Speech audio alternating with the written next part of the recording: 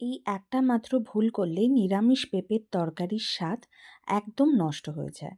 নমস্কার, বাংলা বাইট বক্সে আপনাদের স্বাগত। আজ আমি শেয়ার করছি একদম ঘরোয়া স্টাইলে বানানো বাঙালির নিরামিষ পেঁপের তরকারি। কোনো পেঁয়াজ, কোনো রসুন ছাড়াই, ঠিক যেমনটা আমাদের বাড়িতে বানানো হয়। যদি আপনি সহজ আর স্বাস্থ্যকর আর আসল বাঙালি স্বাদের রেসিপি খুঁজছেন, তাহলে এই ভিডিওটা শেষ পর্যন্ত অবশ্যই দেখবেন। প্রথমেই আমি যেটা করছি সেটা হচ্ছে আমি পেঁপে আর আলুটাকে টুকরো করে কেটে নিচ্ছি। এই রান্নায় পেঁপে আর আলুটা কিন্তু এইভাবেই কাটতে লাগবে। এবারে নিয়ে নিয়েছি ছোলা সেদ্ধ, নারকেল কুচি, আদা বাটা, একটা টমেটো কুচি আর কয়েকটা কাঁচা লঙ্কা। তো প্রথমে আমি যেটা করব সেটা হচ্ছে একটা প্যানে আমি সর্ষের তেল নিয়ে নেব। তেলটা গরম হয়ে গেলে আমি যে নারকেল কুচিটা নিয়েছিলাম সেই নারকেল কুচিটাকে একটু ভেজে নেব।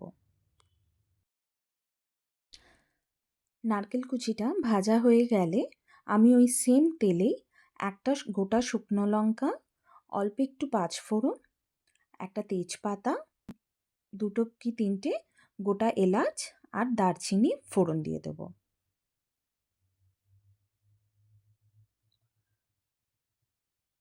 ফোড়নটা ভাজা ভাজা হয়ে গেলে আমি এর মধ্যে যে পেঁপে আর আলুটা কেটে রেখেছিলাম সেই পেঁপে আর আলুটা দিয়ে দেবো।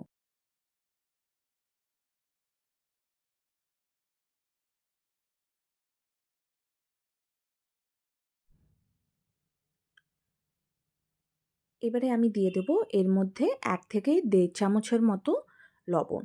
লবণটা কিন্তু একদম স্বাদ অনুসারেই দিতে হবে, যে যেমন খায়। আর দিয়ে দেবো 1 থেকে 1.5 চামচের মতো হলুদ গুঁড়ো। এবারে এই পেঁপে আর আলুটাকে আমি ভালোভাবে ভেজে নেব।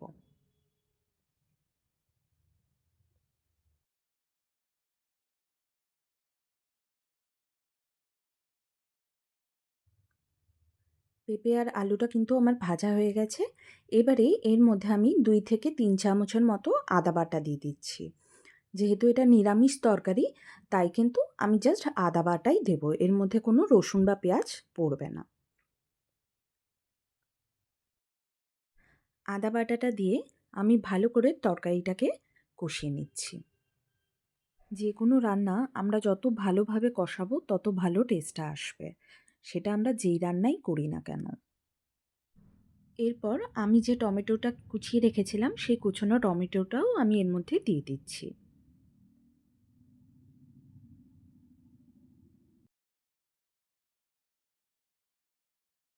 এবারে দেব যে ছোলাটা সেদ্ধ করে রেখেছিলাম সেই ছোলা সেদ্ধটা, আর দিয়ে দেব কুচনো নারকেল ভাজাটা। ছোলা সেদ্ধ আর নারকেল কুচি দেওয়ার জন্য কিন্তু এই পেঁপে আলুর তরকারির টেস্টটা কিন্তু অনেক ভালো হয়ে যায়। তো যখন এই রেসিপিটা আপনারাও বাড়িতে ট্রাই করবেন, পারলে কিন্তু এই ছোলা সেদ্ধ আর নারকেল কুচিটা দেবেন। তো দেখবেন খেতে কিন্তু খুব ভালো লাগবে। এরপর আমি যেটা দেব সেটা হচ্ছে 1 থেকে 2 চামচের মতো জিরের গুঁড়ো। এরপর আমি রান্নার রঙের জন্য সামান্য একটু কাশ্মীরি লঙ্কার বাটা দিয়ে দিচ্ছি। এটা কিন্তু একেবারেই অপশনাল, আপনারা না চাইলে নাও দিতে পারেন। এবারে মশলাটা ভালো করে কষিয়ে নিয়ে আমি এর মধ্যে সামান্য একটু জল দিয়ে দিচ্ছি, যাতে পেঁপে আর আলুটা সেদ্ধ হয়ে যায়।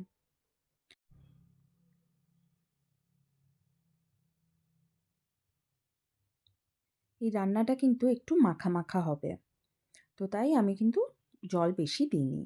আচ্ছা, এবারে ঝালের জন্য আমি 2টো কাঁচা লঙ্কা দিয়ে দিয়েছি। এই রেসিপিটা বেশি ঝাল হয় না, একটু মিষ্টি মিষ্টি হয়।